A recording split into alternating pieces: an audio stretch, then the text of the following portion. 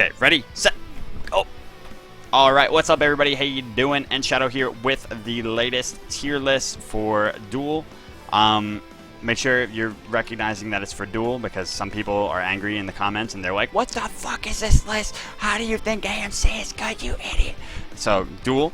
So this is for the latest patch, but it is also keeping in mind that Hi-Res Chris reported 100% official that they are going to, for the next patch, shorten the endgame respawn timers at least slightly. So they're going to try to do a halfway point. If you guys missed the newest update to Duel, what they did was basically they increased respawn timers, which was a much needed change. Everyone was asking for it. It was a great change for Duel. And they also made the Titan regen only half of what it used to. I believe it went from 1,000 regen to 500 regen per reset on it. If you want to know what resetting the Titan is, basically it's when you draw aggro, you start to attack the Titan and then you have to leave the Titan, or you get killed by the Titan or the enemy player.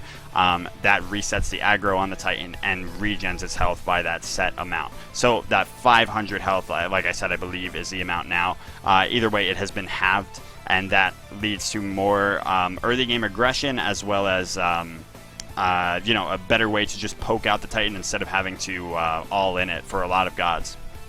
The problem with the way that the respawn timers work right now is that they're about 50 seconds late game, and or not even late game. That's about like 11 minutes in at times, maybe 13 minutes in.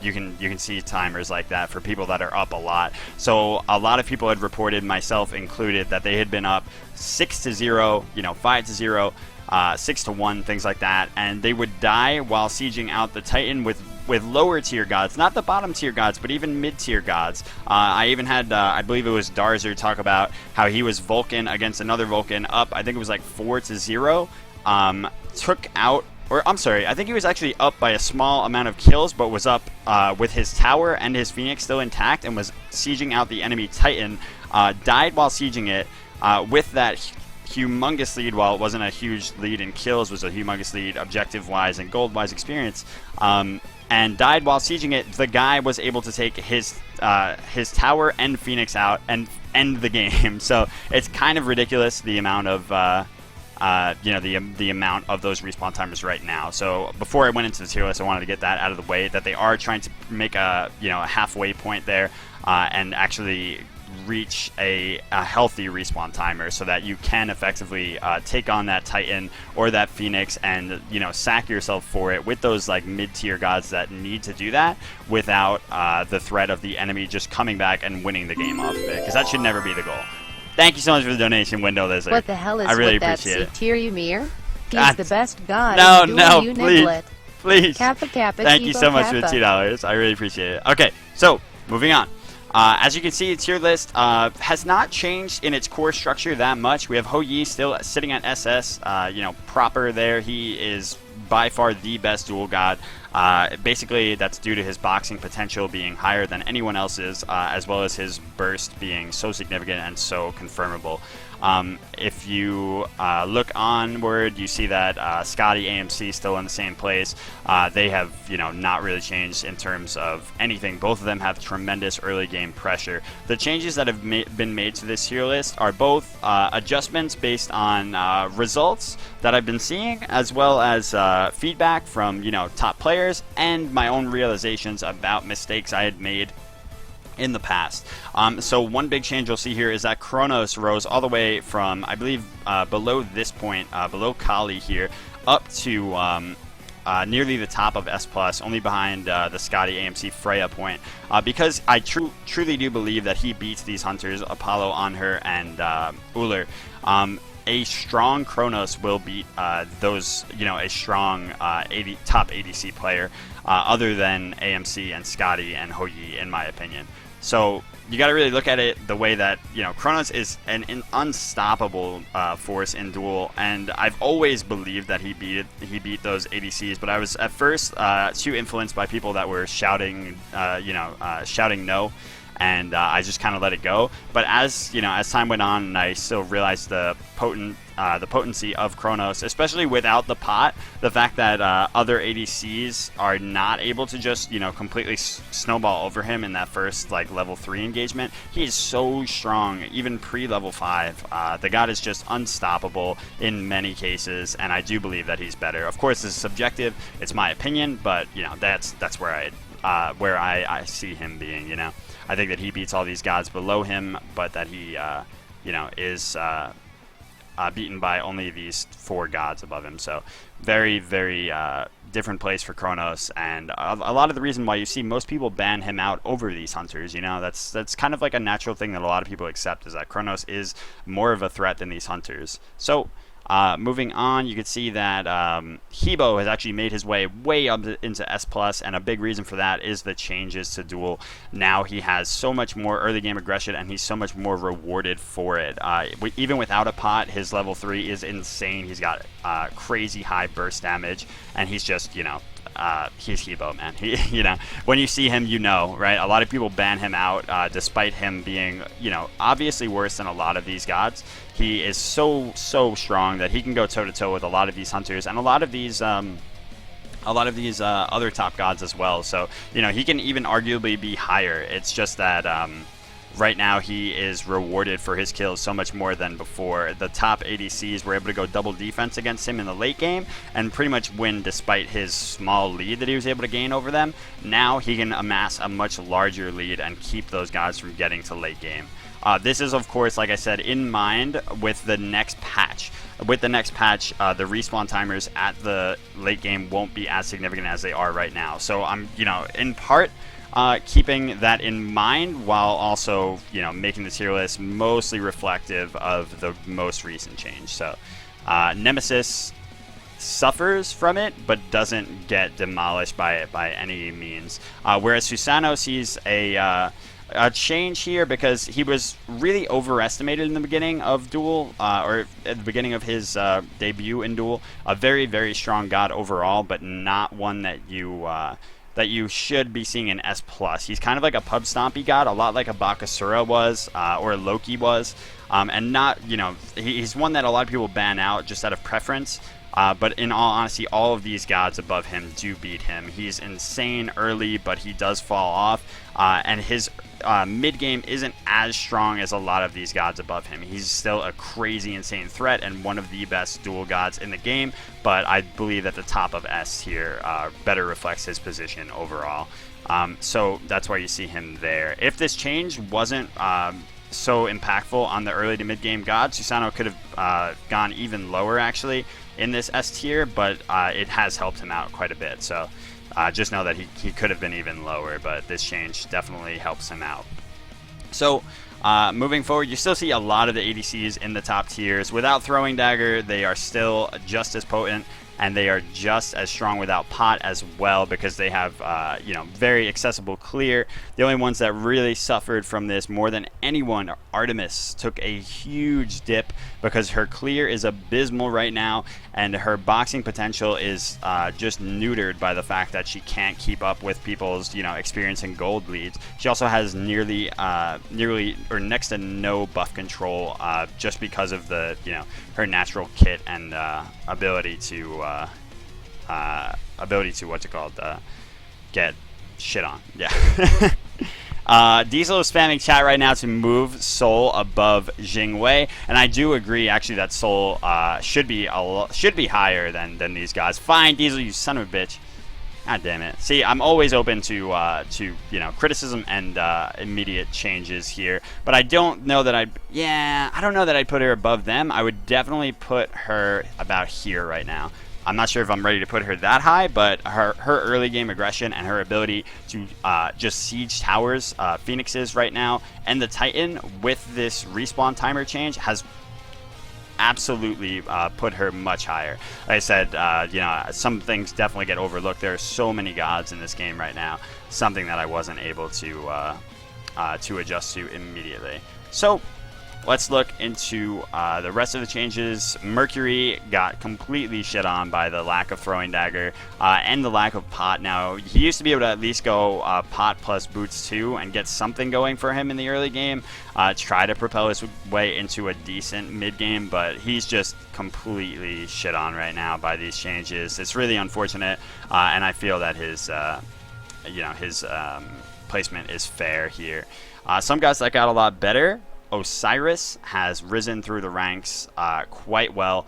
A huge improvement from him. I believe he was in like A- before, and he's gone all the way up to nearly the top of A+, because he is such a significant early game to mid game god, just insanely powerful, and he has just such a great scaling into that late game if he's able to amass a lead, which he should naturally be able to do right now. So like I said, the changes were great in that they did reward a lot of these early to mid game gods. The only problem is that the respawn timers are so long right now. You'll also see that Ratatasker has made his way into the bottom of S-. This might be a little bit of a stretch. He might be a little too high right now. I'll have to continue monitoring it, but I do believe that this god is extremely underrated in Duel. A lot of people aren't really showing his prowess. He has an amazing CC with a a very accessible slow in his dash, and he's able to disengage with that short cooldown on the dash upon hitting it. Reduces the cooldown on it, and he also has the accessibility of the stun and the prot shred on his 2. With his ults as an engage and disengage tool, and a heal in his abilities naturally. He is so strong right now and so overlooked. So hopefully you see more of this god. It's so hard to see any gods outside of S+ get played, unfortunately. But with these changes, there's so much more room for snowballing and for outplay, in my opinion. So I think that this is, this is going to be a lot better of a lot better Duel in general. I think a lot more people should try out Duel right now, because I can see a lot of earlier game gods winning, like Naja, Raven, Anubis. All of these types of gods have a much better time right now. Bologna specifically is so powerful right now. The only thing keeping her behind a lot of these gods, and in all honesty, I could see her rise up to here above Loki, in all honesty. It's just that she loses to some gods like Vulcan. And I mean, soft counters in gods like Vulcan shouldn't really keep her back that much, in my opinion. I'm gonna change that. Sorry that it's awkward to see certain changes be done as I'm going here, but it's also reflective of how much thought I like to put into these changes. As you'll notice, Loki took quite a dive as well, and that's because of the emphasis on the early to mid game right now. The only unfortunate thing, once again, that I keep bringing up is that the respawn timers late game are so significant that if a Loki is severely behind and you dive his Titan at a risky point, he will be able to shred you and take the game off of it. At times when you would never expect him to be able to do it. You have about a 50-second respawn timer in that late game when he kills you once. So he could potentially drop much lower, in fact, with the changes that are coming next patch to the respawn timers. Right now, though, he still remains quite potent. He could honestly be a little bit stronger than this with the fact that it's still late game comeback potential that's so high. But other than that, this list, I really like how it turned out, and I think that that it's pretty well reflective of how the meta is right now in the game. So you'll see for a lot of the C tier gods, most of the things remain the same. Little changes here and there. Fafnir put at the bottom of B. Some people think that Fafnir is a lot better than this placement, and I will, continue to monitor him. He's a very tricky duel god. He's got a lot of accessibility to a lot of different types of CC in his kit, and that is very interesting. Definitely makes him quite an interesting threat to certain types of gods, and gives him some viability where you wouldn't expect a Guardian to have. So this is definitely one that you want to keep your eye on and see how he, how he continues to develop into this Duel meta. But like I said, overall, I think a lot of you guys, if you have been straying from Duel, this is the patch. This and the next patch, specifically the next one being the ultimate patch for Duel, in my opinion. One of the most balanced the game can get is coming in that next patch. And right now is a great time to get back into it and to try it out. If you have not enjoyed it because of the way that the meta was, you know, so stagnant and so favorable for these top gods, there's definitely more room to outplay your opponents with these lower tier gods right now and make some upsets, you know? So definitely try it out. Give it a shot, and let me know how you're enjoying this patch in the comments below. Hope you guys enjoyed the video, and as always, I upload a video every single day, at least one, so remember to subscribe to the channel if you're enjoying the content. I will see you guys next time, and I will be providing maybe one more video after the next patch comes out. A much shorter look at what kind of changes we see immediately upon that next patch coming. So, like I said, I tried to make this one with that in mind. And one more reminder that Hi-Rez has been extremely receptive to all of the changes within Duel, and that's really cool. They really have gotten you know, a lot more consistent with wanting to improve Duel, and that's because of the you know, the real rise of the Duel community and how much more it's been in the limelight. So shout out to you guys for vocalizing all of your, you know, concerns and your love for the game mode. So keep it up, and hopefully we keep seeing more and more improvements for it. I'll see you guys next time. We did it. We did it.